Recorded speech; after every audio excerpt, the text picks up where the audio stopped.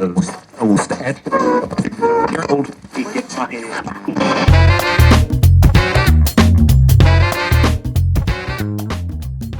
hello there, Niver Niver Land, Season 2, Episode 1. That's why we're here today. Produced by Matt Gundrum and Gleam Tower Media. Our guest, someone who's definitely had their opinions about things that I've done in the restaurant industry. Someone who's helped shape the culture of the restaurant scene in the cities, the Twin Cities, for over 20 years. This person works still for the Star Tribune. Has moved on to do some more architectural writing and some community-based things.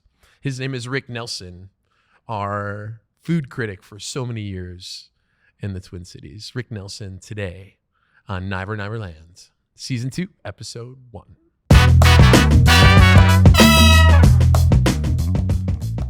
You don't really get to, write your restaurant story. Right. You start the story, and then you're kind of like, okay. And then it's, you can exert on how well you do and execute and all that, but you don't really know how your restaurant is going to end up. Right.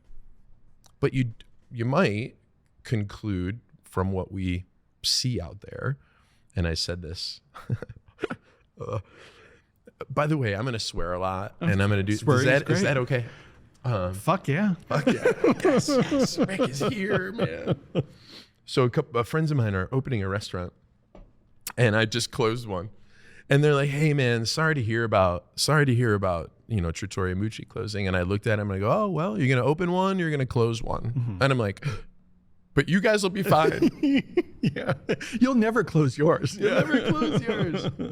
And it's just such a weird thing. Like, we don't get to write the story, but at the strip club, it ended up being that we did, because we got to finish what we started. Nobody got hurt. It was just like a perfect little thing. 10 years, 9.5 years. Right. And we got to we can look at it, and it's still kind of perfect. Yeah. That was such a happy place. Like, people were so happy to be there. Yeah. We drank quite a bit too, and that's certainly it. There was some elevators to that and embellishments on, what work, and I'm not always proud of that, but it was a good time place. What else? What other places are like that? I know the Town Talk was too, because that was totally the ethos that we were trying to push there. I mean, your Town Talk Diner, I think, the original reiteration of Town Talk Diner that you did, I thought was brilliant. And that was also a really happy place too, You're being nice to me. No, it's the truth. Yeah. Thank you. It was fun. That's one of the things that I really have always loved about the restaurant industry is its hopeful optimism. The people in restaurants are so optimistic about the future. It's like, hey, we're going to open a restaurant. It's like, and the dive that it takes to do that is so extraordinary, and the optimism that it requires is so extraordinary. So I don't know where it always comes from. Like, I look at people and I'm like, why are you doing this? And yet I'm like doing it, man. I'm like, you're crazy, And then I'll listen, I'm doing it along with them. And, I never can tell what is actually going to work. Like, I used to think that maybe I could set the trend. I think I got lucky that I was ahead of a curve. I'm not even sure I knew what was curving, but Town Talk was maybe a little ahead of the curve and stuff. Oh, it was totally ahead of the curve. But I don't know that I really knew it when I was starting it. It just seemed like stuff we wanted to do. It seems like now, though, I don't know that I can really pick where things are headed, what's going to work. I see people come up. I'm also a little herbivorous butcher, right? When I heard they were going to open up a vegan butcher shop, I stopped dead in my tracks. And I'm like, what? How do you do that? I didn't scoff at it. I was just like, holy shit, this is like the mathematics of it, right? How do you do that? Right. Yeah. I have no idea. And I don't eat vegan. I don't eat vegetarian. And that's maybe something I'll end up switching into, by necessity, unfortunately, maybe. But they have done something that is now nationally renowned. Right. They crush it. I've made vegan pizzas with their vegan mozzarella cheese, and it's creamy and delicious. And I was like, I had no idea that something like that would work. And it crushed. Yeah. It's crushing. And then they opened a fried chicken place, with the shakes, and it's good. Oh, I haven't been there it's yet. terrific. I have to make sure that I go. They're an extraordinary ensemble. They really are. We did just a little query online on Instagram. It's like, who should our next guest be? And their names came up twice. Oh yeah. Like, and they're funny and articulate. Yeah, you should. Yeah, and they're totally ballsy too. Yeah, they really don't take any shit. Like these Right. vegans are badass. Oh yeah, right. Do not mess with the toughest vegans. vegans in town, man. Do not mess with me. This is my fake pepperoni, but it's real. And then the spices taste so good. And I have that barbecue rib or whatever. Stuff's good. It is good. A barbecue pizza with it. Anyway, I have to go back just a sec and kind of introduce what we're doing today. So, Rick, nice to have you here. Nice to be here. So, episode 4, season 2, episode 1, season 2, the 4th episode I've done. And this is Niver Niver Land, brought to you in part by Gleam Tower Media and my friend Matt Gundrum.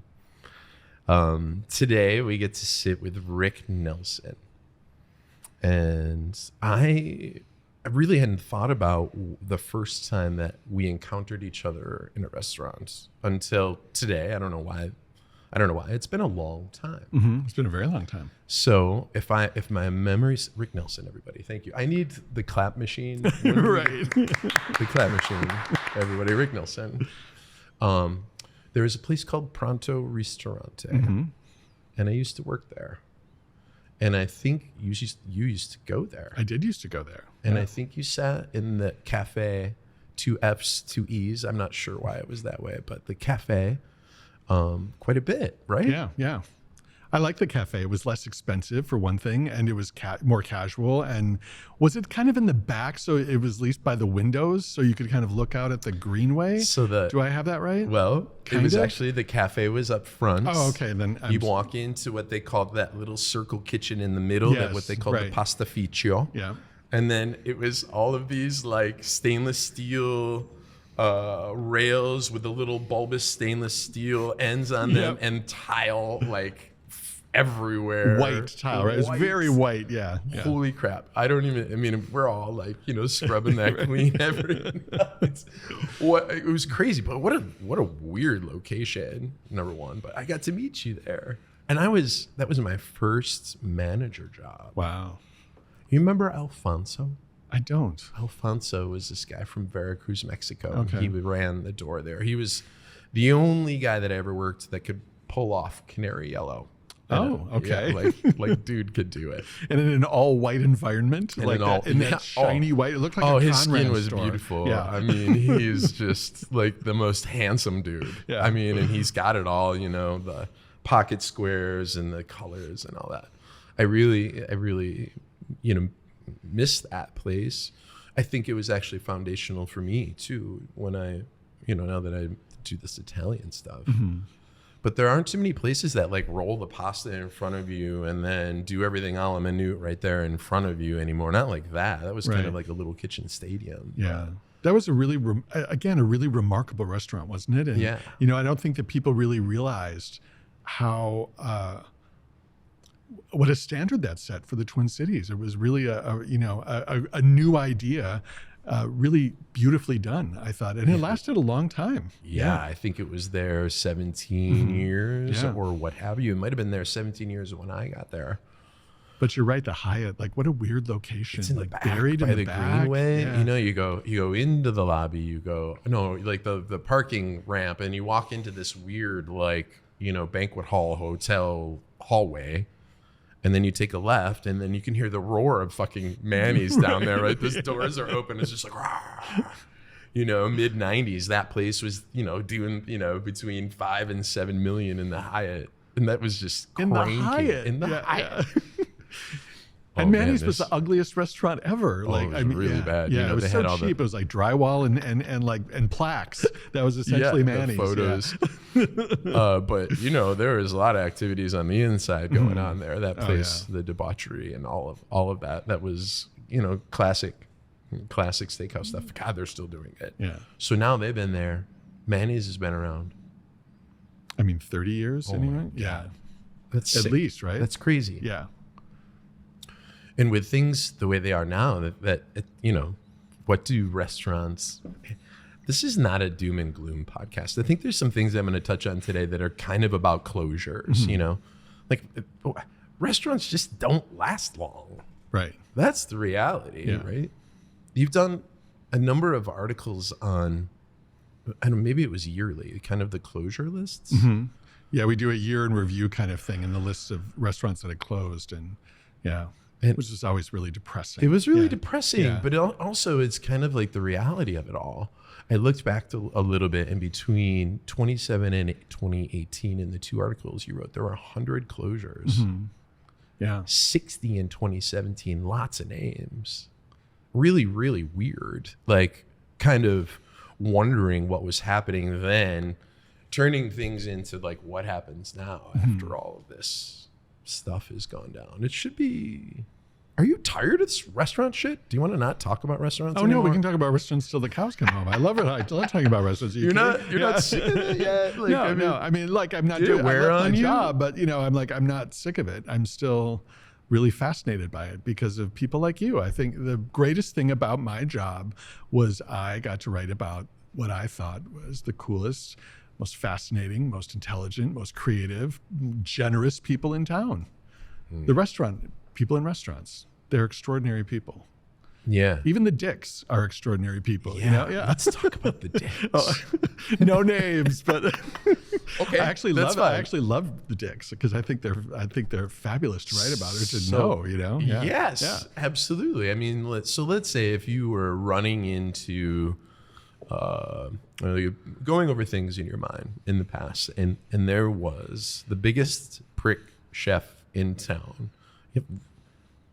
What would they do if you called them up, or what stirred their ire? Nobody was really a dick to me. I mean, to me personally, because, I was the guy at the newspaper. We have the largest audience in the 5-state area. No one was really a true dick to me. And it's also Minnesota, so people are very passive aggressive about their dickishness, So, I mean, people would be cold to me, or, like maybe wouldn't take my calls for a long time, or not. And for a long time, I mean like a week, like not that long. There was one chef who I wrote something about who did not respond to a query of mine for 2 years. And that was a problem, maybe a year and a half. That was a big problem, but that's a whole nother story.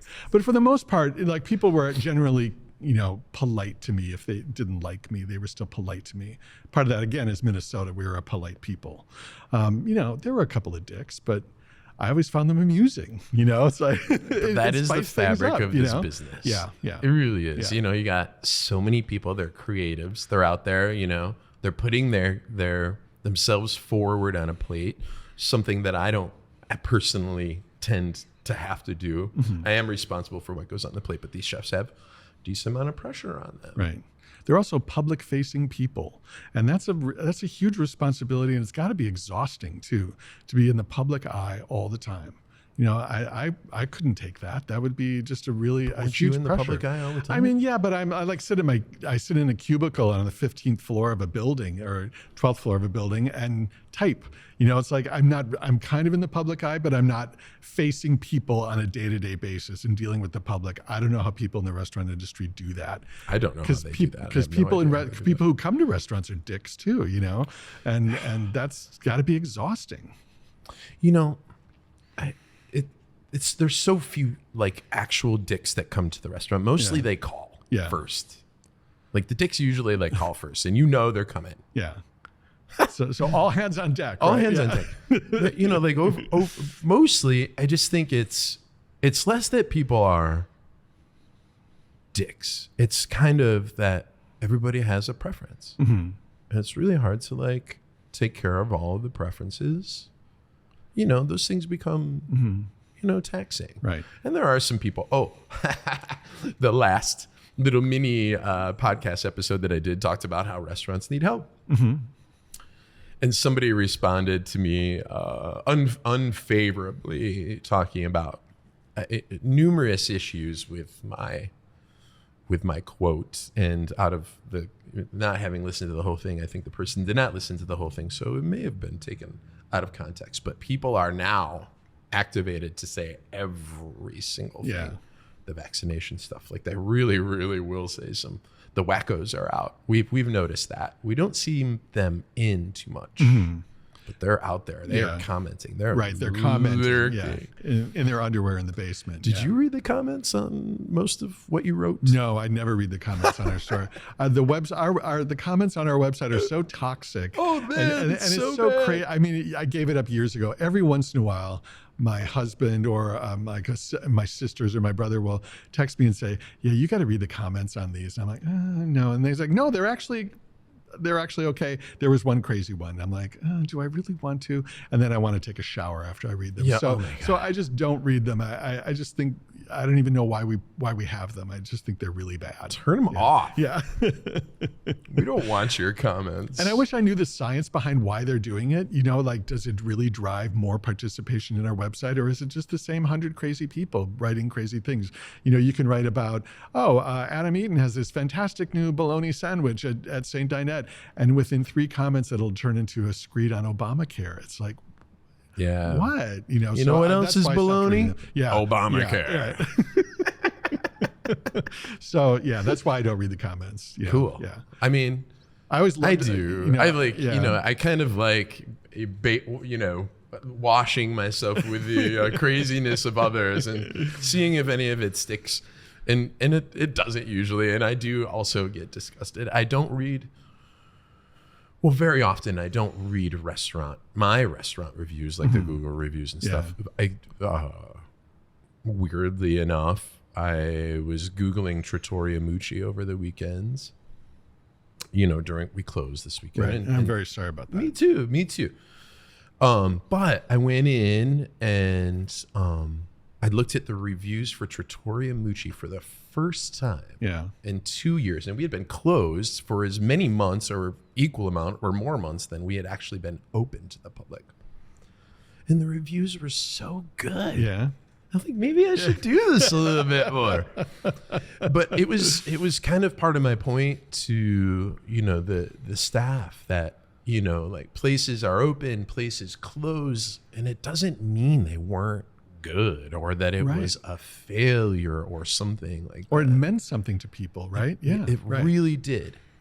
So we get here today, and Matt, the producer Matt from Gleam Tower Media, said he's got a guy coming to do some photographing today. I'm like, cool. So Mitch shows up and we're talking a little bit or whatever, and then he figures out that I own Mucci's. And then he learned just today that we closed Mucci's, and he's like, it's my favorite restaurant. And I'm like, I knew there was a reason why, I wasn't that surprised that somebody would be connected to me that would just show up kind of like on the side. It's not surprising to me. But it's so nice to hear those things, even in a loss, that people enjoyed what you did. Right. Are those the 4 greatest words you can hear? That's my favorite restaurant. Yeah, it's really good. And we actually heard that, like a lot the last couple of weeks, and it was like, damn, it wasn't anybody's fault that we closed. I didn't even have a chance to fuck it up. We weren't even open. You know what I mean? Like, we weren't open. How could I even, if we had just stayed open and I had run it into the ground or something, that would have been me fucking it up. But I didn't even get a chance to fuck it up. Right. Well, it's extraordinary times that we are living in now, right? Yeah. And I feel like the people in the restaurant industry are standing on, the precipice of the Grand Canyon, looking down into the abyss. It's like, again, why I admire people in the restaurant industry so much, because they are literally on the front lines of the pandemic with their livelihoods and their creative forces. It's their lives. Yeah. It's an extraordinary time, and I have such admiration for people like you and for everyone in the industry. My heart goes out to everyone. That's so nice. It's unbelievable. It's really easy to love us. Like I love restaurant people too. Like I totally get into it. I totally get into like, when you can tell other people enjoy service and other people, and they come in and they kind of sink into your place, and I mean it's just that is the best. Yeah. And then the guests are like that too, and then the servers can like ease in and be themselves. I love that when it's like that. I've been to some fancy places too, and I do like the pomp and the circumstance of things. I do like the formality. I like considering another level. I like all of these parts because there's the fine dining aspect, and then there's just like a roadside cart and 8 dogs for years was just like kind of one of those things, man. Yeah. He's working now for Boveda, which does these little humidifier packets for cigars and marijuana as well. So like people move on. Lenny Russo I saw the other day, and he's selling wine. He's selling wine at Kowalski's. You're right. He said he wanted a job. So yeah. God, just like how this all, and this guy was, James Beard nominated and all these things, just like time marches on. But anyway, I was so happy to see him in there and staying in the fold. You started with Star Tribune 20 some odd years ago? Yes. In November of 1998 is when I started. Yeah. 98. The very first story that I wrote was a preview of the opening of Aquavit. Oh my God. Yeah. And and the only reason I really remember that is because my sisters very kindly framed the cover of the Variety. It was on the cover of Variety, and I have it hanging in our laundry room. So when I'm folding towels, I like look up and see, there's my first story I ever published in the Star Tribune. Yeah. Aquavit was amazing. It was an amazing restaurant. Yeah. I was in Vegas when you wrote that, I think. And I got to come back here and like do that time with Marcus Samuelson. Yeah. That was 3 full years. I was going to say, how long did you work there? 3 full years with him. And we were, so let's see, it was 98, 99 and 2000 was when I started in there. But we were like top 50 in the United States. Right. That was some shit. I was like general manager of that joint, and I was such hot shit, I thought. And it was so long ago. Yeah. And it means a lot to me, but there was so much after that job. But what a foundation for you, right? Well, really. Yeah. I mean, amazing. But then so that's when you started. You wrote about Aquavit. Goodfellas was downtown at that time. D'Amico Cucina was rolling. Azure had just closed. Do you remember Azure? I never got there. I was thinking of all the places that, in the 90s, really in the early aughts, if you had a big, serious restaurant, chances are it was in downtown Minneapolis, right? Yeah. When did, that's not the case anymore. Like, no, I mean, and it's pre-pandemic too. Like that ship sailed a long time ago. Like people moved out to other areas. I mean, there were always outliers. Like, I think of places like Alma, it was never downtown. It was always a great restaurant. Or, Xander when he broke off Cafe Xander back off think of all the places that's where Revival is now. Yeah, filtered out into neighborhoods. Lucia Watson was always not downtown. There are places like that. But really, the big, serious, we're going out to celebrate our anniversary kind of restaurants. We're basically in downtown Minneapolis. Yeah. They were destination downtown destination joints, and they were busy. Like downtown was busy. Yeah. That's rough. It's rough to talk about downtown like that. But the North Loop is doing okay. Right. I mean, by 2010, think of the restaurants that had migrated and opened into the North Loop and really blew that neighborhood up. And it's really still, the great restaurant neighborhood in the Twin Cities, I would say. It has the greatest collection of restaurants in the in a single neighborhood, I would say. Yeah. Yeah. Oh, the density. And then like the fourth, like that would work, all the development money and all of that. And then the hewing is doing what it's doing down there. And right. Setting, precedents. It helps to have 10,000 people just living, within 6 blocks of one another. Captive audience. Yep. Yeah. Well, those were the Dutois years too. Michael Moore, he passed. Michael Morris, he died, late in the late summer. What a remark! Like there was just no people like Michael. Big characters who greeted you at the door. That's and old school. Swanned you through the dining room and patted your back and yeah. air kissed you, you know? I mean, who does that? I have a story about him, front of the house story. We went there, Wade Weasley and I, Ocean Air, and now like Morton's and Lowry's. I make the dudes like working everywhere. Anyway, he and I and our wives went to Un Deux Trois, and there's Michael. It was kind of late because we did our shift and we went, we were eaters and we were restaurant people, so we went late. And all of a sudden the restaurant is empty. And I think we had our first course or whatever. And I look over and there's Michael about, maybe 15 feet from us, grabs his coffee or a soda, something else he was drinking. He was recovered, but he was sitting there and he lights a cigarette, blows it in our direction. I'm like, what the fuck is this guy doing? And then I really realized, like, he wants us to go. He wants us to leave. Get out. Yeah. And so we finished and we had dessert and it was a lovely time. I think Vincent was there, right? Yeah. I think Vincent was there at that point. It was kind of towards the end. But wow, that was classic. He was something, wasn't he? I mean, he had this voice, this growly, and he called me. He's the only person other than my great grandmother who called me Ricky. Ricky, how you doing? Oh, that's so fucking East Coast. Yeah, Timmy, Jimmy, Ricky, Bobby, get over here. Yeah. We got to talk. You fucked up. But he made a really great restaurant, right? Yeah. Like, Andrew Zimmern made that place great. Vincent made it great, you know? Yeah.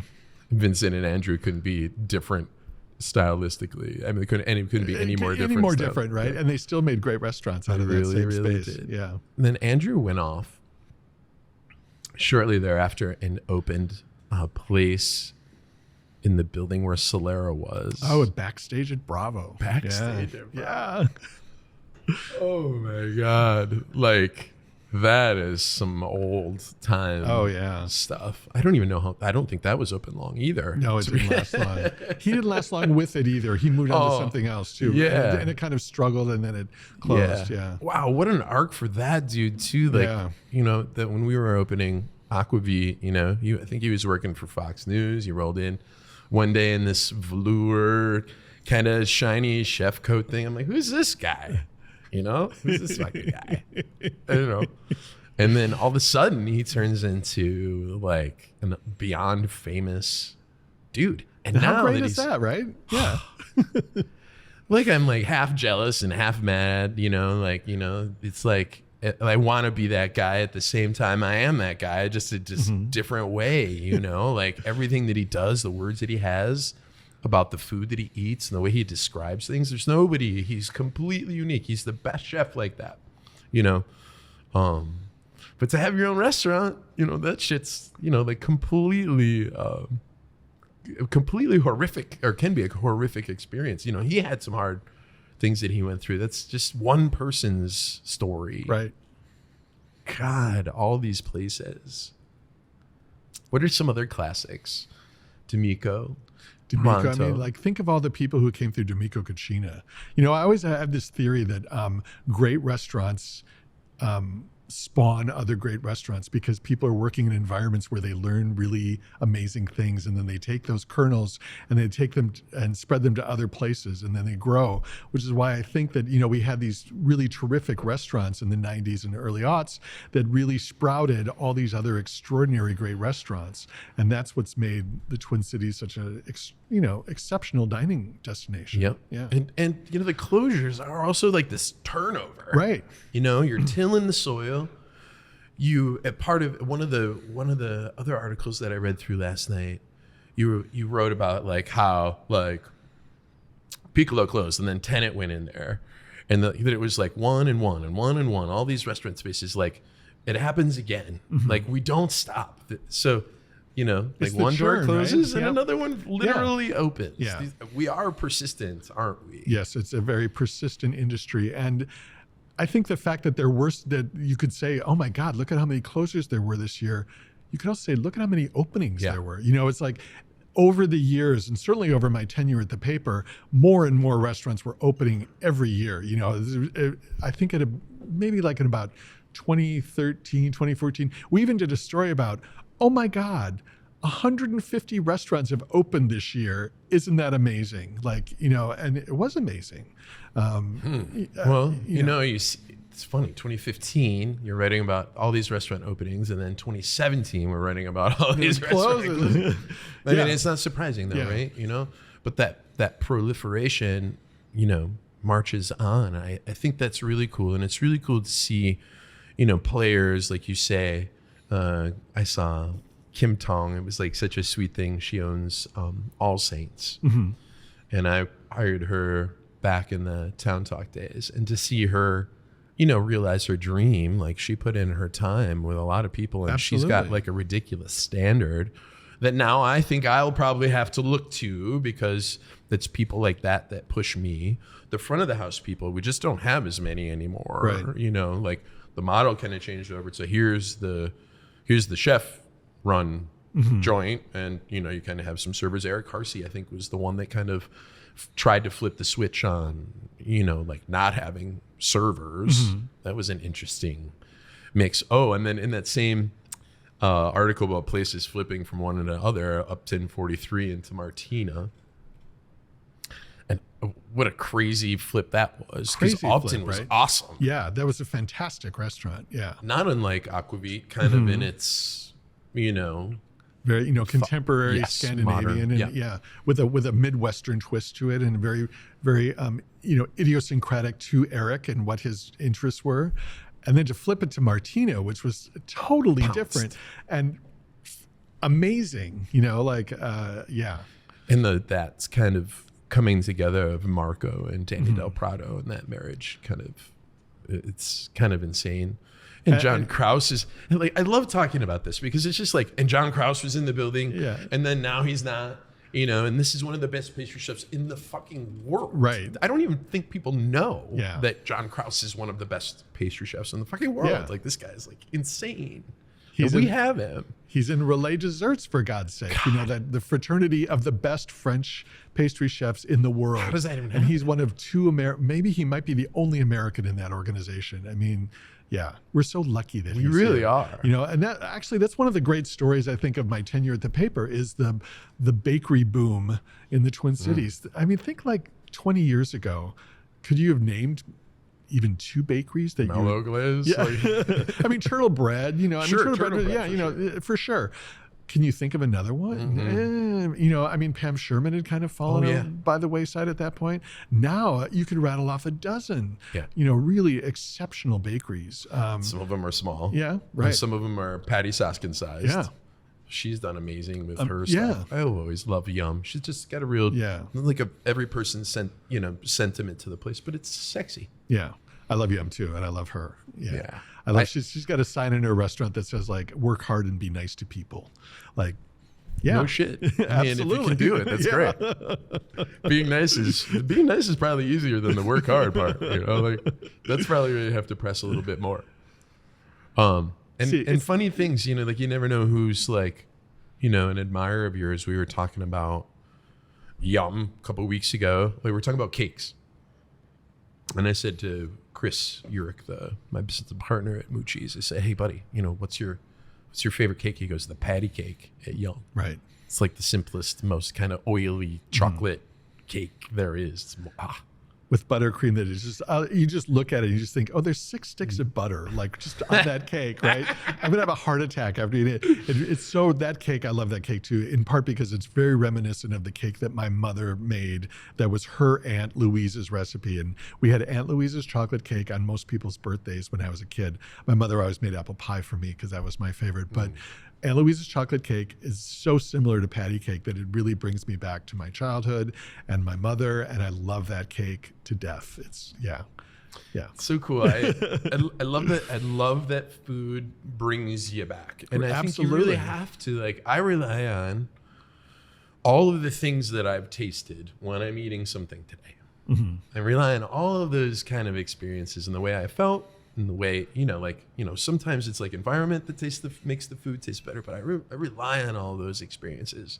It's really good to have something that reminds you of your childhood. If you eat something and it is evocative of your childhood, like walking into the house and red sauce, that smell of red sauce, kind of does it for me. Makes my mouth water still when I walk into the restaurant. I'm like, oh man, that just gets me. What's your... Well, one of them in the winter for me in particular is tomato soup and grilled cheese sandwiches, because that's what my mother always made. She'd say, okay, everybody out of the house, and we'd have to put on our snowsuits and we'd go skating at Palmer Lake, or whatever we would do. And a couple hours later, frozen, we would come back into the house and mom would have made canned tomato soup, probably the Red Owl label, not even Campbell's, and Velveeta cheese. My mother loved butter, so she fried everything in butter, and that was my favorite thing ever, to have a tomato soup and grilled cheese sandwiches. Yeah. And you kind of like use the grilled cheese sandwiches as croutons, like you'd cut them and put them in the soup, and it was just the best, right? It still is. Like, there's like flavor combos that just never grow old. Although today, like I recently had canned tomato soup and it was awful, like so bad. Like, Mom, why didn't you just make tomato soup? It's so easy. But of course, she had 4 children and, it was the 60s. Of course she wasn't good. It might have tasted good in the 60s. It probably was good. It was fantastic in the 60s. It was real probably in the 60s. We used to do this thing at home, or my sister did mostly, where you take a bunch of just like cheddar cheese and melt it in with your concentrated soup and a little bit of, and it was just like tomato dip. And like you just toast bread in there. It was like ridiculous. My mother also made an amazing pot roast. Like on most Sundays in cold weather, she would put a pot roast in the oven with, carrots and potatoes and in the big, roaster, and put it in the oven. And then we would go to church. We would come home and the house would smell of that roast, and we would have a lunch. Our Sunday lunch would be pot roast. And then we'd have pot roast sandwiches in the evening for dinner. And I still that's pot roast takes me right back to that, Yeah. What a blessing those memories are. My mom made a thing called boiled dinner. And it was boiled dinner. Okay. And it was literally cabbage, onions, potatoes, like a hammy ham hock. Mm-hmm. And you cover it in water and you boil it. And we would just have boiled cabbage, potatoes, and like literally boil the shit out of it. Basically, it would make it into a cabbage, ham hock, kind of. Yeah, I mean, it would not like ever break down. Yeah. Like the potatoes were still whole. But she called it boiled dinner. That's just like old school. And then we had like this chip dried beef on toast when I was a kid. That was the worst shit I ever fucking had. Like my sister loved it and she would be like, we're having chip dried beef on toast for dinner. I'm like, oh, you suck. So you have children. Yes. I have 2. What food memories have you made for your children? Consciously or unconsciously? Well, unfortunately, I think my son, hasn't really developed a palate for those food memories, though we've taken him a million places. Mm-hmm. It's maybe a little bit, we've catered to his wants more than me kind of imposing, hey, I need you to eat this for me, But my daughter for sure has this imprint with mostly with the Italian food growing up. And a couple things like I studied in Spain I was in Spain for 10 months in college. And I learned how to make a very, very good Spanish tortilla. Okay. So when I make tortilla at home, everybody's kind of like, oh, it's like one of those traditional things Dad makes. I think dinner is a thing. Just generally sitting down is a thing. It's becoming harder, like when your kids get older and they don't really want to hang out with you. So, I think we're at like a point where those things, I don't really know that I'm making him any memories right now. I don't think he's open to that. But my daughter is always like, Dad's cooking, And then I know that when my daughter LK, she goes off and makes linguine with clam sauce, that I've done something. Okay. That it's not only what I do, it's what she wants from what what she wants to make. Mm-hmm. So we make some linguine and clam sauce. I think as a family, that's kind of something that we'll endure with her. She'll always have that. I love that. Me too. Yeah. And I remember, my grandmother, like getting up in the morning. I get up and she'd already be up. She'd be up with the, with the birds. And she's like, I make you omelet. I'm like, yeah. fucking make great. Noni, make me an omelet, please. You know, she also made me, this is another thing my daughter eats. So toast, butter, poached egg, you know, and then she takes a little corner of a pat of butter and cracks the hot yolk with it, and the butter melts into the yolk. And then it's salt, cracked black pepper, and pecorino romano cheese. And we eat that kind of religiously. Okay, I'll make that tomorrow. It's That so sounds really good. You got to put the butter into the loose yolk, and it kind of melts together. Nice. Yeah, and butter on the toast. Butter makes everything better, right? It really does. So we talked about, you know, kind of like the 90s. We talked about the 2000s. We just kind of brushed through them, like how things have changed. I talked about or mentioned that I don't really know how to see, you know, what's coming to us, the trends and the things that are coming our way. But I have seen some new places that I really like. We went to Bar Brava, Meteor Bar. Like, they have this way of communicating with their guests. They have, you know, drag shows, you know, things that are events, and they're really trying hard. Is there a new place or two that you've been that you're kind of crushing on? Or have you not been going out? I've not been going out all that much. So don't feel pressure. Even vaccinated, I haven't been going out all that much. In part because it's not my job anymore, but also in part I just have been a little leery about, you know, being out in public. I've been very, particularly with the Omicron variant, I've been very COVID scared for all kinds of reasons. It really sucks. I'm sorry about it really that. sucks. No, you know, it's okay. So let me tell you to go to Bar Brava. Yeah, okay. Oh, I love them. Yeah. And we only went once, but they had this really neat sensibility about them. And it didn't feel like Minneapolis. Not that I don't want places to feel like Minneapolis, but it felt like it was somewhere else. When you're feeling comfy, and then I'm going to Muriel tonight. Yeah. I've been to Muriel, and I loved Muriel. Oh, fantastic. Yeah. I think she's such an extraordinary talent, you know, and she's special. Okay. Yeah, right. Like I get like super successful vibes from her. Like she's like deserves to have a spotlight on her special, you know? Yeah. She's focused. Yeah. And we had a really fantastic dinner there. It was just great, you know? And it was funny because it was, this was like midsummer, and we dined out on the sidewalk. One of the things I like about that restaurant, just looking in at it, you know, it's a very small dining room, and maybe seats 32 people, and a little U-shape around a room. And, you know, there are not a lot of restaurants in the Twin Cities at that scale. You know, there just aren't. And so it feels very not of this place. You know, it feels more like you are in San Francisco or New York or Philadelphia, in those very small scale buildings where restaurants sprout up. Not here where there are 300 seats. You know? So I really like that aspect of it. But she's such a good cook, and she has such a great eye about what she wants to do. So that dinner was really memorable. I love that place. That's cool. I'm so glad to hear that. Yeah. And she was at Faviken that she worked at. Yeah, I think she staged at Faviken. Yeah, and she just has that kind of really, you know, it's like a taut sensibility. Like, you know, things are like her. Even her knots on her kerchiefs are like perfect. Right. Just love the focus that she there's can a very bring. Crispness of that place. Absolutely. And yet I don't, you know, like they have like the cute little creamers and those touches that kind of like relax that formality, and they can coexist. And that's kind of what I'm looking for when I go tonight. Yeah. To see the formality and that kind of cuteness mixed together. And that's my preconception. and the formality is nice, but at the end, what do you have for dessert? A slice of pie. And it's the best goddamn pie you've ever had. Sweet. You know, like the texture of the crust is amazing. And the pie that we had, I think it was peach pie, just when peaches were starting to come in, and we're just at the beginning of that incredible fragrant ripeness that they can get. And it just blew me away. Like, it was so good. Yeah.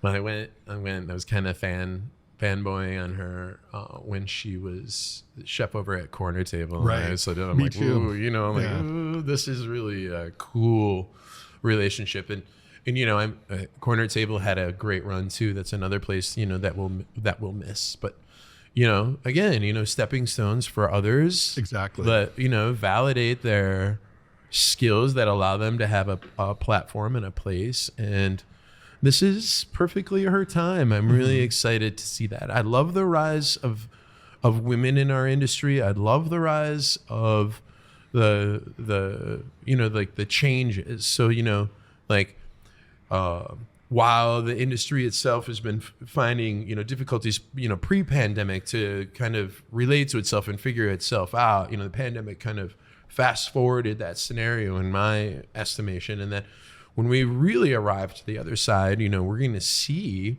what's left. We're going to see if there's some old timers that can still make it. And then we're going to see the new ones, the new technology, the new idea, the service things that have changed just because of how society has changed over the last couple of years. These are the things I'm having a hard time kind of locating for myself. Mm-hmm. Like, thank God I'm doing fucking classic Italian, because I could lose my way pretty quickly. Right. Dinette, however, I read your review of Dinette again last night in bed, Rick. It was a great read. If I warm and cozy. And because I was kind of like, it's now been almost 7 years. It'll be 7 years in July. That just blows me away. 7 years. Yeah, man. Wow. Really cool. Yeah. And Adam and I's relationship could have completely hit the skids when Maven went down. That was kind of a shit show, to be honest. But can I tell you how much I love that restaurant? Thanks. Yeah, man. I love that restaurant. And I was actually, that was one of those where I'm devastated that place closed. I love that place.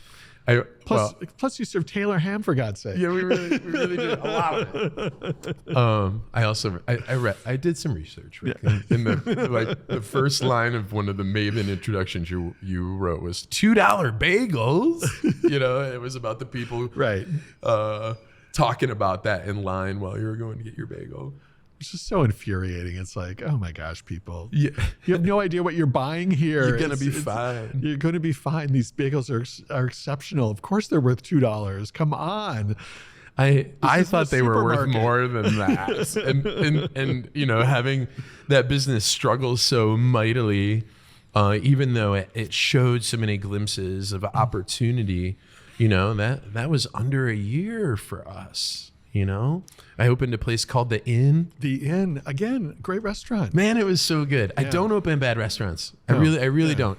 Does that mean I can make them endure? Mm-hmm. Absolutely not.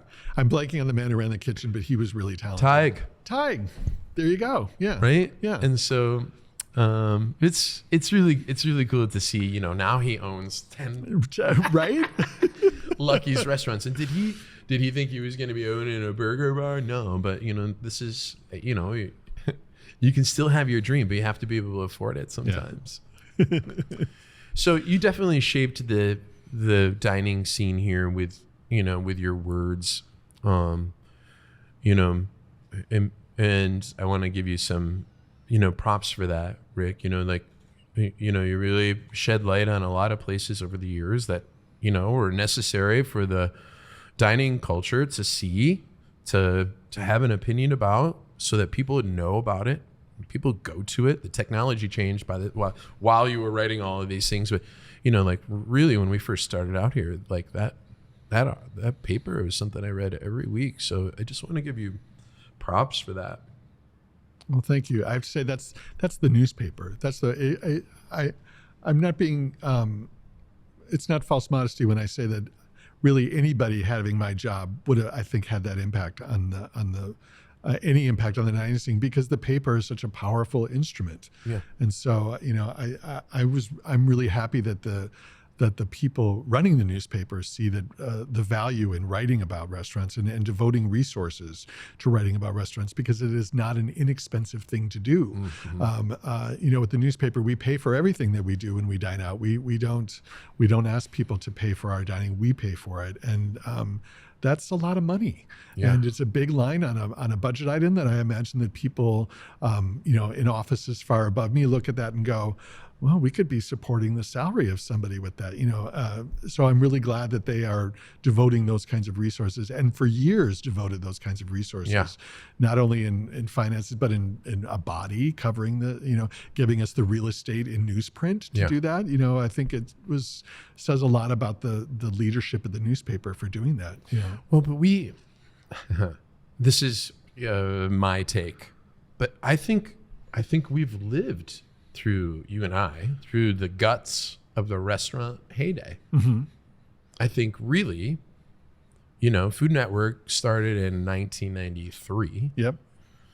And then, that's when things, it's Food Network, and then star chefs, like the celebrities kind of came out of this. And then, we're all now into the DIY of everything. Everybody knows so much. Yes. Like all this information is out here now.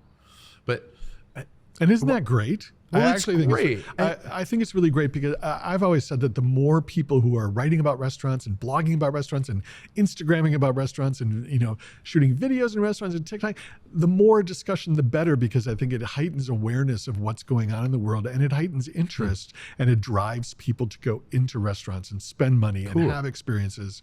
I think that's great. Yeah. And those days of like the critic of the newspaper ruling the world because they were the only person writing about restaurants, and those days, those long gone. And I'm actually, I want that back. and I'm actually I'm glad for that, because I think that it makes for a more vital and healthier and interesting dining scene. Don't you? I do, For the and I most part, don't. I like the old school kind of. I mean, don't get me wrong. I like that too, but and I'm not a fan of Yelp and places like that. But I am a fan of people showing really, like, I love opening up Instagram and seeing where people have been dining out and what they're, and as a critic, that was always really great, because for years I was very sneakily trying to take photos of food so I would remember what things look like. Now everybody takes pictures. And so it's like, you don't stand out in a dining room. Well, I think that's a key for me. Like I've always said since I've, started on Instagram is, and actually even Twitter was more food. There was more food on Twitter earlier on when it was a nicer place to be. But I get to see, I use that as a tool because I get to see what everybody else is doing. So like before this, social media revolution, you had to go to a place to experience it. Mm-hmm. And now you don't have to. But you can see it. Right. It may drive business to you, but now you don't have to. Now you can be like, oh, that looks really, that looks really good. You may or may not go because of what you see, and so I think it's good. I think all of this is like the good. The more people, the better writing about it. But also, like when people now know more about beer and wine than me, and know more about smoke and meat than me, it becomes like the restaurant has to compete with a person that knows how to do this shit on their own at a high level. Yep. And it's an interesting balance, because I still need you to come experience the restaurant scene. But if you can cook shit as well as I can, that's hard. So there's some things that we are like, fighting with, long term, maintaining, back in 2008, strip club had, that's what people did. They went to the strip club. It was busy. Yeah. And that was like a cocktail revolution. Like those things were just starting, and you had to be there to taste it. And it was kind of like you were within the trend watching it roll out. Now, I don't know what trends were within watching it roll out. It's a little interesting to me. It's a little scary. Rich. Yeah.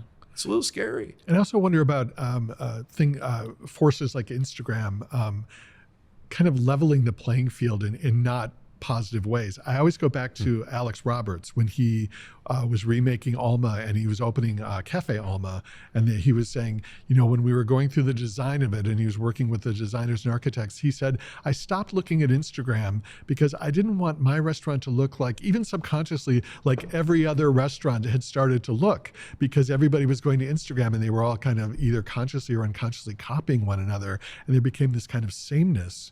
And he was like, I'm trying to avoid that. And I thought that was really smart. And he is so great. And you can kind of see that on Instagram. Like there's a leveling out, like, when I look at Instagram and restaurants in LA or San Francisco or Miami or Philadelphia or Chicago or Minneapolis, they're all kind of doing a lot of the same things now. And that was impossible 10 years ago because people didn't have that venue to put that kind of information out and to absorb that kind of information. Holy shit, the investment people are putting into their places is incredible. I am a miser when it comes to that stuff. And you can tell I'm okay. I do a lot of, basically, Smart Associates helped us with this, but we had a complete, direction.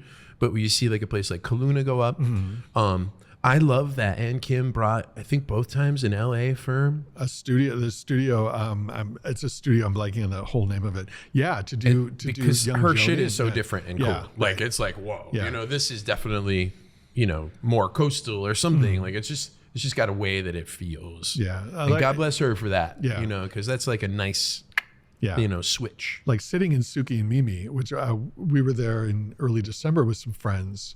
It was such a pleasure just to sit in that lovely, beautiful, slightly unusual looking, but not foreign kind of room. You know, it was lovely. Seems like Tony and soft Yeah. and kind of like just washes over you a little bit. It's easy. Totally. No harsh corners. Yeah. Like really, really, really cool. And I love it actually that, it's in the space that was really one of my favorite restaurants of all time, Lucia's restaurant. And it looks nothing like it at all. And I'm actually really grateful to her for that, for doing something that's that's a complete 180 from what Lucia's was, but it's still in the same place. And you can still have those happy feelings without like, oh yeah, and I remember that, all gone. So I'm kind of glad for that. Yeah. Yeah.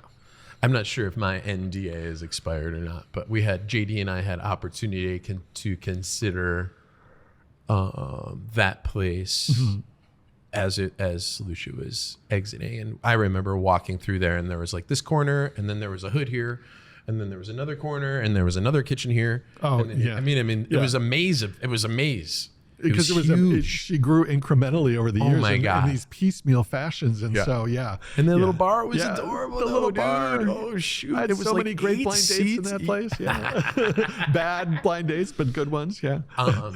I met one of my favorite service people. Oh, shoot. And I do this. She's one of my favorite sommeliers in town, and I'm blanking on it, but she worked at Lucia's. And she waited on my wife and I. She was a sommelier at the Grand Cafe. I am so bad, but you are awesome. She waited on us at Lucia's, and that was she was one of the sweetest servers I've ever had in my life, and just so calm and cool. And she was a perfect fit at Grand Cafe. It's just lovely to see, how people come out of an organization like Lucia's, and then they also, are still existing in our environment, in the restaurant world, and thriving in it, and kicking its ass. Really, we've had our star chefs come through town too. We had Wolfgang roll through. He did a book signing at Aquavit that was so much fun. He was so pleasant. Yeah, what a great guy. We had, and that was a great restaurant. 2021 was a great restaurant. Good. It was really good. Really good. Yeah. And Jean-Georges, he rolled through. Marcus at Chambers. Yeah. Who else? Anybody? Those were big kind of the big three, I think. But then here comes Gavin. Yeah. Right. Is it because he's a local boy that he gets to do so well with these things? You think that's the difference? They like that star chefdom, or did he I think it's because he actually lives here and works here. I mean, those three were like, Marcus came in once a month for a week. Yep. They were just kind of parachuting in. I think Wolfgang came in, his contract said you must be in Minneapolis twice a year. Some number like that. They weren't living here and working here, and that's the complete 180 from what Gavin does. Gavin is the best. Rooted here, making a difference here in this city. Yeah, so visible. Yeah. I mean, he's really, really amazing. I don't even know how somebody like him does it all. Like, he's just driven, and he's got a whole friggin' team of people. Like, he walks into a room and there's like people with him. I'm like, I got my, backpack on. That's my team here. I got an iPad, man. And he's got like a team of people. But it's amazing to see him kind of push in. And, Diane Mua's like coming out of that and crushing Bellecour. And that was a loss too. But like, I love that, that survival instinct. And here comes the Four Seasons. Holy shit. Yeah. I mean, that's amazing. He's amazing. remarkable. Yeah. Really cool stuff. Yeah.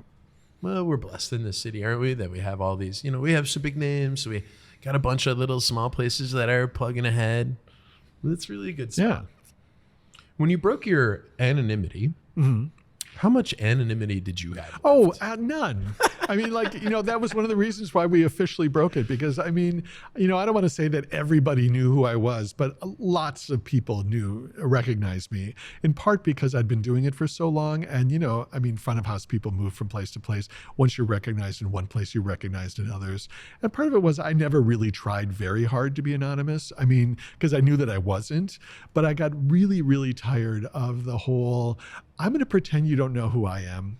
and you're going to pretend that you don't know who that stupid game. Yeah. It's dumb. And but the bigger part of it, the reason why I decided to officially do it was because I looked around my workplace, the newsroom, and I was really the only reporter in the building who didn't meet people face to face. I did all of my work over the phone or when I was in restaurants, and pretending to be anonymous. I very rarely interviewed people face to face, and I just kind of came to the realization, like, number one, this is stupid that I'm pretending to people that I have an anonymity. Isolating, huh? And I'm setting myself up by making by that pretend world. Why don't I just drop all of this and I can actually meet people in person officially?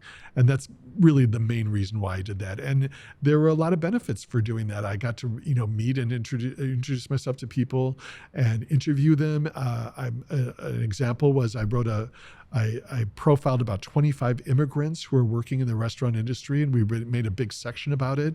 And I met every one of those people in person, and I got to watch their body language and look into their eyes and listen to their voice. It's very different when you're trying to write about someone when you're doing it over the phone versus doing it in person. Yeah. And I thought it added a richness, I think, to my work that did not exist before. And an entire sensibility of who this person is. Yeah. And so I was really glad that I did that. The only bummer was that I had to have my photo in the paper, because that was a realization that, number one, I don't like having my picture taken, and two, I always thought that the only photo that would ever be in the paper of me was when I died, and it was my obituary. Oh God! Yeah, but it made me realize how it's not so casual to say, and by the way, we'd like to send a photographer to take some pictures. What's a good time? Because that sends a little stab of fear into my heart, like, oh my God, someone's going to take my picture. So I became a lot more cognizant of what that meant to people, to come and say, I was no longer so casual about that. Like, hey, we're going to send a photographer. I hope that's okay, blah, blah, blah. It's like, oh, that's actually kind of a big deal. So, yeah. Well, you deserve the recognition. I mean, it's nice, that changed for you. And I saw a bunch of that happen in Adam Platt and, New York Magazine. And, I kind of feel like we come through some of the heyday here, and I like some of that old, like when it was hard, you get a review and you're like, wow, that was, you learn something from it, and people like you knew enough. I mean, I listen to you. Mm. I don't listen to everybody, but I listen to you. Well, that's kind of you. Appreciate it. I appreciate it.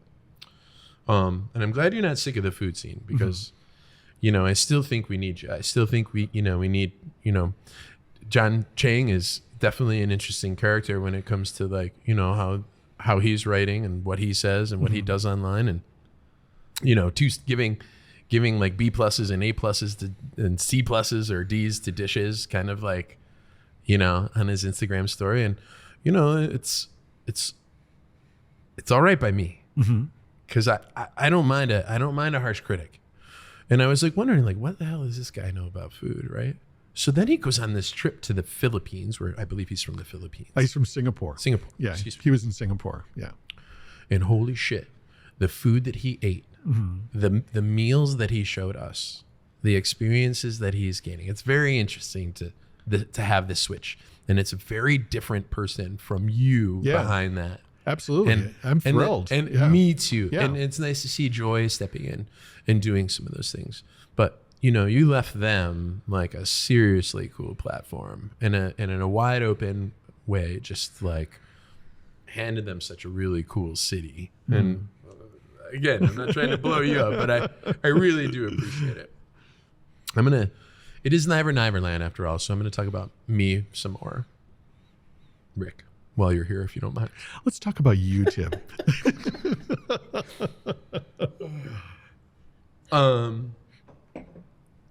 Well, I actually have a little beef with you. Okay, fire away. You're not supposed to want it that bad. It's very little beef. So I feel really lucky when we open up the Town Talk Diner. We got 3.5 stars for that. David Vlach crushed it. Tor Westgard crushed it. Nick Kosovich, Aaron Johnson. I was so thankful for that. I remember waiting for that paper to come out. I knew you were in. I remember the day I remember the day I read it. I was just elated. I was beside myself. I couldn't believe it. I did it. I had been working for other people, but you helped validate, some of what we were trying to do, and you saw it. And I read the review for Dinette. We got 3.5 stars. Thank you so much, Rick. I got a lot of your stars. And when you reviewed it, there was a quote.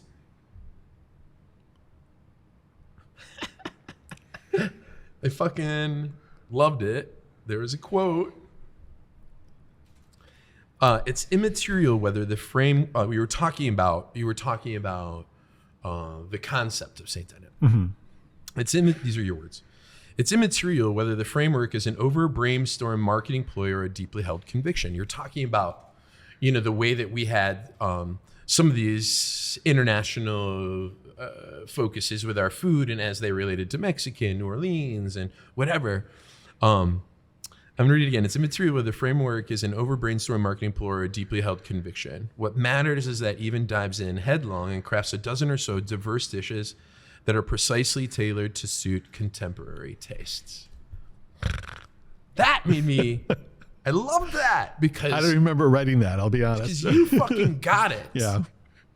And I still think, and I have a really okay sense of myself. And I still think to this day, Dinette is slightly misunderstood. Mm-hmm.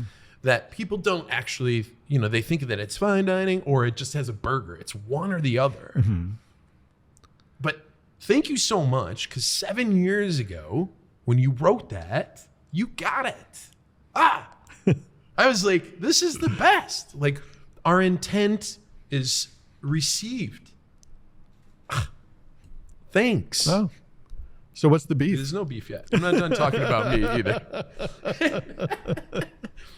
So then strip club, we got 3 stars there, and JD was so good. They meant so much to our businesses. Mm-hmm. Like, these reviews meant so much to our businesses. So then one night, I think I was working here, and you sent out a tweet about how loud Mucci's St. Paul was. Something about some monastery thing, like a monastery is, I don't know if you have a loudness quote about it that includes the word monastery. Okay, I don't know. All right, some about like a marching band in a monastery or something like that, how fucking loud it was. And I'm like, oh no, my new restaurant. I fucked it up. Rick is there and I fucked it up. And so I think I probably had a little snappy something that I retorted to you, and then I DM'd you afterwards. This is a long time ago, man. I really don't hold grudges, but I've always wanted to know. I might have held a grudge. I'm still holding the grudge. It's fine, Rick. I'm not really holding the grudge. But grudges are fine. I have a thick skin. It's no grudge. Here's the deal. And then here's the deal. And you said something about the noise level in there. And I commented back, and then I said, I hope you like everything. And you said, everything was really nice. Or you said, what is the quote? Everybody treated me well. It was something about the service or whatever. Mm-hmm. And I was like, okay. But I knew that it was noisy. So it was like Memorial Day weekend, and I called this guy who does soundproofing, and because of what you said on Twitter. Yeah. And I went, you're powerful, man. You're powerful. You drove me nuts, and also like in the right way. I went and I got this dude to build us these sound panels. Right. And then 4 days later, I think I sent you a picture of the sound panels, and like, okay, we're ready for you. And then I wanted you to come back. And then Mucci's didn't get a review. And I was like, damn it, why didn't he review us? That was my beef. I wanted you to review us. I don't remember why I didn't review you. I honestly don't. That's not the answer I wanted. You should say something like, Niver, you really... No. I mean, I do remember how loud I remember that evening. I remember I was with my husband and our friend Wade.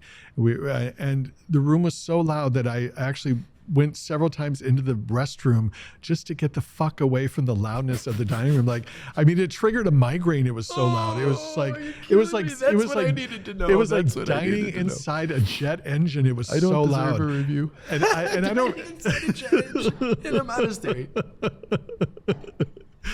and I just thought, I never want to come back here. But although I did, I remember going back, but I don't know why we didn't review it. I want to say it might have been because my editor didn't want me to review it. She had gone and was Lee and didn't like it. And at least I'm going to blame it on her anyway and say maybe she pulled it and said, no, let's put our focus elsewhere.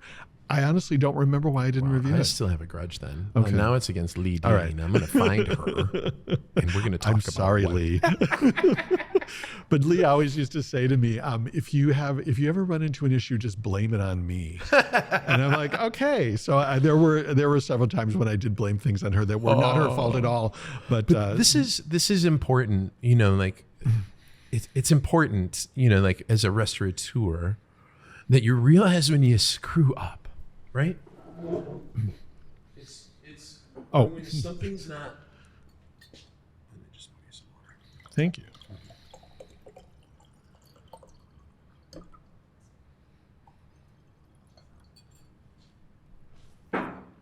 So when you're a restaurateur and you do this shit for a living and you screwed up or you missed something, or there's a ratty carpet at the front door and you don't change it or whatever. These things are so important. And that's why your feedback was, and I wanted it so bad because like you said, I use what you tell me. So now I know the sound panels are up.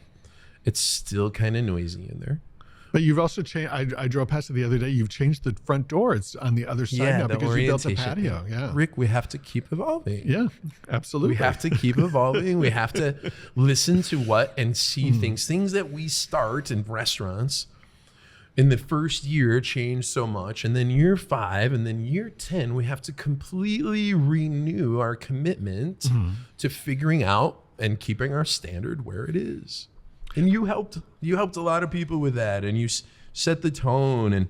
And when I didn't get that review, I was just kind of like joking. Like we had conversations since then. I've always liked you. I want to be your friend. I've said that numerous times, but I was just always wondering, like, damn it, that one was important to me, and I didn't get it. It's okay. We got a bunch of other things. I just wondered. Okay. It's no beef. Like you can't write about every fucking restaurant out there. And if you were going to say something like, it's noisy as hell, and Lee Dean Svitak? Yeah, Lee Svitak Dean. Yeah. Lee Svitak Dean, to be appropriate here. Damn it that I missed her on that, because if I had seen her in there, I would have totally made sure. It's a small room, man. Maybe that's why I like small places, because I can see you all walk in. Yeah. Marcus, the first time Dara walks in, Marcus is like, go, go, go. I'm like, what? Mm-hmm. She's a food writer. Go out there and say hi, introduce yourself, break it down immediately. Don't let this weird thing in between you exist. She's a food writer. Go out there now and say hi. So I've always had this kind of intense, like my, like awareness of who's in my room at one time. And it means a lot to me. And well, you should have that awareness. Yes. Right? Yes. It's a practice, I think, just, raising, like somebody's friend is here, somebody's mom is here, like all these people come through, like people knowing, and I still do this to this day. I pretend I walk into a shift when maybe I'm a little not focused. I pretend a food critic is going to walk into my brain. Like I'm expecting you because that way I'm trying to like see the level I want to be, not the level I'm at. I'm like, okay, what would they see? You have to change your eyes. Yeah. That's the beauty of the anonymity of the restaurant critic. Like, another reason why I gave up my anonymity was I wasn't working solely as a restaurant critic. That was a big part of my job, but I was also a reporter and a features writer. If you are only going to be a restaurant critic, that's the only output you're creating for your publication or, media, whatever. Anonymity is great because you do want to have the experience that every one of your readers is going to have when they walk into that restaurant, and you're not going to be treated like a VIP. I mean, being treated like a VIP is, I find really annoying. Like I just want to be treated like everybody else, And so it also makes like, send him something. Send him something. No, he's here. Make sure. It makes your job harder too, because then you can't just concentrate on what's happening at your table. You have to concentrate on what's happening at the tables across the room, where presumably they're not being treated like VIPs. They're just being treated like customers. I mean, you just want to have that experience like everybody else. So you can accurately report to your readership and say, here's what happens in the restaurant. Yeah. So we used to like do bullshit like, okay, so I forget what this one, it might have been Vegas. We had some food writer in, and the chef's like, we're going to send him something, but we're also going to send the 4 tables around them something. Smart. Yeah, very smart. Yeah. So it didn't be like, oh, who's this guy over here, getting the special attention, like, oh, this section now gets this, a musette or whatever, There was a great story, and remember the New York Observer? They did. I think it was the Observer. They did a story about, this was maybe about 2004, about how a restaurant prepared for Ruth Reichel, who was then the critic at the New York Times, to come into the restaurant and what was going to happen when they figured it out, and how they were going to stage their dining room. And it was like the Normandy landings. It was like that detailed in how they were going to stage that experience, because a really a 2 or 3 star review in the New York Times, that's $1 million. Absolutely. So they made Marcus's career. Yeah, and so his 3-star review at Aquavit in New York made his career. So there was a lot riding on that. I just found that fascinating. Yeah. The stakes are not that high here in the Twin Cities. It seems high. It seems like they're high. Well, I appreciate all that you, like I say, like the things that meant, things to us, in this industry that you did, the nice words that you put out there, they will endure. They will endure. I appreciate it so much. Oh, thank you. Okay, a couple of quick questions. Yeah. Do you like truffle oil? No, I loathe it. And I don't. I actually loathe its application. I think used sparingly, it's delicious and beautiful, but almost no one uses it sparingly. Like I just like it. Something arrives to the table and there's a stench to it. Like a little goes a long way. Let's just use it that way. Totally. Yeah. Okay. I love truffle oil. And not to be like that, but absolutely love it. And it's so dumb because it's not even usually truffle oil. No. I don't love it on everything, but it's just a weird thing for me. It's like fake vanilla. It's not vanilla. It's fake. It's fake vanilla. It's like made out of wood chips. Yeah. Do you really like the State Fair? It's funny because, I mostly see the state fairs work, and for people who are listening to this, for 22 years, something like that, I went on the first day of the state fair and I tried to taste every new food that was available at the fair. So, it was an easy gig when it started, and when I started that whole thing, because there were maybe like 7 or 8, and, but then the state fair figured out, hey, the Star Tribune's paying a lot of attention to this, and other food writers are following along. Let's introduce more new foods. I think one year I found like 64. It was a horrible day. Oh my God. So that was tough. But it was interesting because, as I said, I always kind of view the fair as work. But maybe 5 or 6 years ago, my late father's wife, who lives in California, but grew up in North Dakota, she'd always wanted to go to the fair and had never gone. So she came here, and my sisters and I, we walked her around for maybe 4 or 5 hours, and I got to see the fair through her eyes, someone who had never been there before, who thought it was amazing. And that was really an eye-opener for me. Super cool. Yeah, I love how people are so connected to it. Yeah, I do too. I am not from here, and I don't have that connection to it. And and obviously it's an obsession for folks. I love that they love it. Yeah. I just am intrigued by it because it doesn't hit me. So I wonder what based on kind of like what you said, like every year you gotta go and eat deep fried olives or whatever. Like Right. That story, I didn't really, I love the attention that story got. Yeah. I mean, for years, that was the #1 story on our website in my department for the year. Like it got like Super Bowl Vikings win the Super Bowl kind of hits. Yeah. Wow. People love that story, So that was fun to have that kind of high profile thing. People connected to it. And they, I'd hear stories about people walking around the fair with the newspaper, like Xing off like the top 10 dishes that I found. I find that enormously flattering that people were reading things that I wrote. I love that. But to go to the fair, I actually went to a concert at the fair for the first time in 20 years. maybe 3 or 4 years ago, Aretha Franklin came here. Oh, my husband killer. loves Aretha Franklin. So we went, and he had never been to the fair. He just refused to go to the fair. And he was always talking the fair down. And he was walking around the fair like, wow, this is pretty amazing. This is pretty cool. I'm like, you're not allowed to do that. You've been dissing the state After fair all for of these 20 years, It is, yeah. So. Hey, we can, people can turn and change. That's the whole deal. I think one of the reasons people like the fair so much is because there are no automobiles there. You can walk around, blocks and blocks and blocks and city blocks, and you're just surrounded by people walking, and it's outdoors, and it's the peak of summer, so the weather's beautiful. It's like, of course, people love that. I hope love that normalcy comes back to that part of, I do too. like, I think that really will kind of center folks again, like having, something that really means that much to them, that happens. And I hope that, that happens around a lot of other things, that we get recentered on those things that bring us joy, and we can absolutely kind of let go of some of the stuff that we've picked up along the way these last couple of years. I hope so too. Yeah. How many cookies do you think you've eaten? Oh, I mean, like, I love cookies. So as you can tell, you do the cookie thing every year. I do it every year. We've done it for 19 years, our cookie contest, which we started kind of on a lark, and we thought it would be a one-off, and then the second year came around, we're like, well, that seemed to be kind of successful. Let's try that again. And now it's like become this institution at the paper, and I think maybe an institution in our community, which I really love. Yep. It's everybody likes cookies. Everybody likes cookies. Everybody likes cookies. And we leave it up to the creativity and the interest of our readers, who never let us down and send us really cool recipes, some of which they've been working on for I love every aspect of that. Brings the home out. And I love for me, when we started it was a way to connect with readers in a way that I'd never connected with before. And actually meeting people and talking to them and talking about their interests, and they've made something for us. I love that aspect of our contest. But we probably, the first year we did it, we got 300 or 400 entries. We whittled it down to let's bake 25 of our that sound really good, and we'll taste test them all in a single sitting. That's how we kind of set up the format.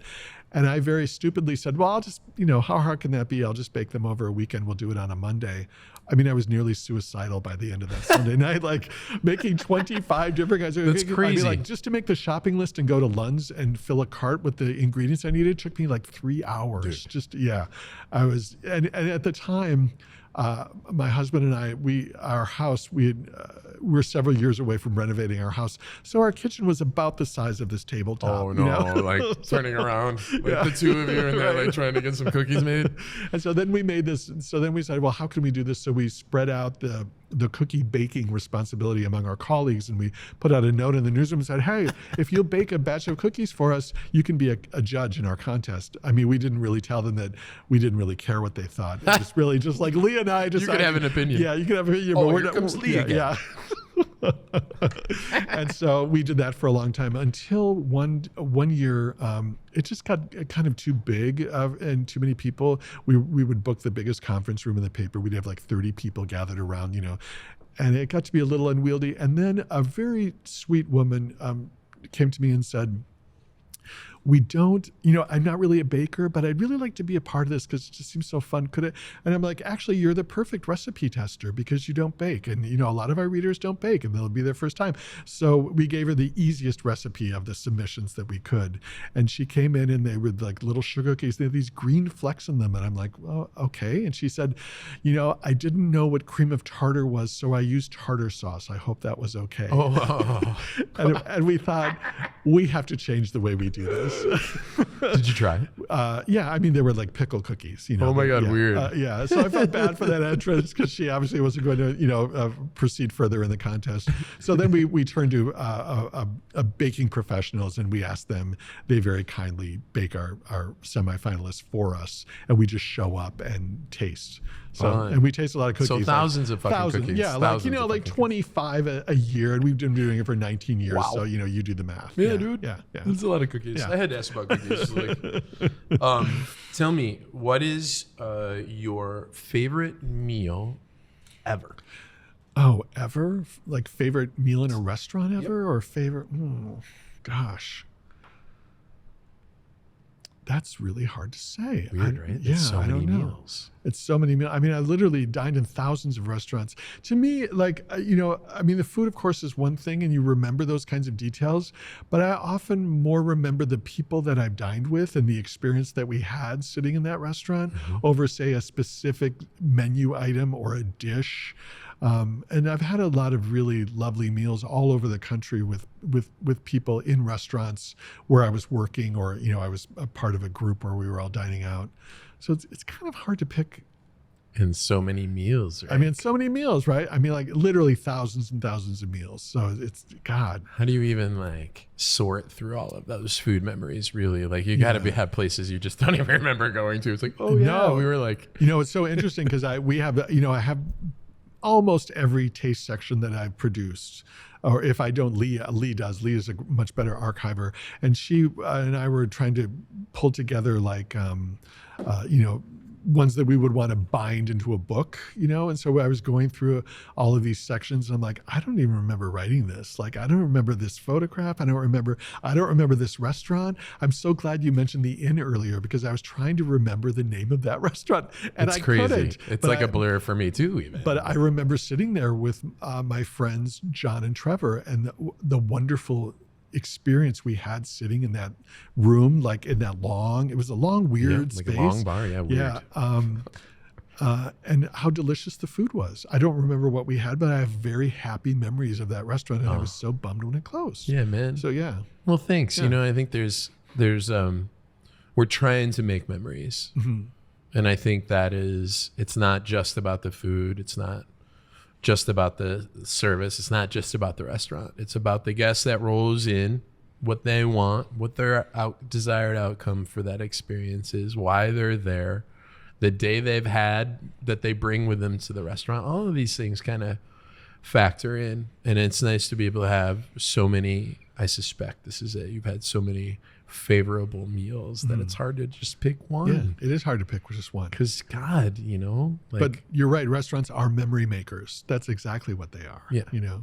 Besides sustaining us and employing us or, becoming anchors in our community, they are memory makers. You walk in and you create these beautiful memories. Yeah. Oh, and it's an honor. It's an honor to be able to do it, to be able to be in this industry still. And I want to make sure that, while we talked about, like the change in the guard and, walked through a little bit of the last few decades of dining, that eternal optimism that you mentioned is completely inside of me. I see it inside so many of these young folks, and even some of the ones that have been in our industry that are maybe a little forlorn, but I see them, these new people out there. And I think these opportunities where we are right now is actually our biggest opportunity to make another run at another restaurant heyday. Absolutely. I think it's like, this is prime time. Not like we have a clean slate, but I think maybe we should wash this one away and start all over and start fighting again, see what the new future looks like. Right. And think about all the pent up demand that consumers have for dining out too. Yep. After all this time of not really dining out or just relying on takeout or learning that, hey, we can cook at home. I mean, one of the most instructive things for the pandemic for me was I was making a lot of chicken early on in the pandemic, like 3 nights a week I was roasting some kind of chicken some way. And it came up to, I think it was either my birthday or it was our anniversary, one of the two. And we ordered a dinner from Alma, a takeout dinner. And it happened to be that chicken was the main course. And I'm telling you, that chicken was so fucking delicious and so 1,000 degrees different from what I was making at home. I'm like, this is why restaurants are important, because this is telling me, number one, what am I doing to chicken to ruining it? Like, because what they're doing at Alma, or what are they doing to make it so fantastic? Yeah. So, I mean, restaurants are essential to our culture. Yeah, absolutely. And I agree. And thanks for kind of guiding us through the last numerous years with, your take on, and your words on how we do it. Like I say, it's an honor to be able to talk to you today. I'm really pleased that we had some time together, like as humans, to chat. Like you said, like we were, you walk in, I'm like, Rick's here, and now I'm like, Rick's here. Like we can hang, dude. We can hang. So thank you for joining me on Niver Niver Land today, Rick. It's been a pleasure speaking with you. Well, it's been a delight. Thank you. Anytime, my brother. All right. Cheers.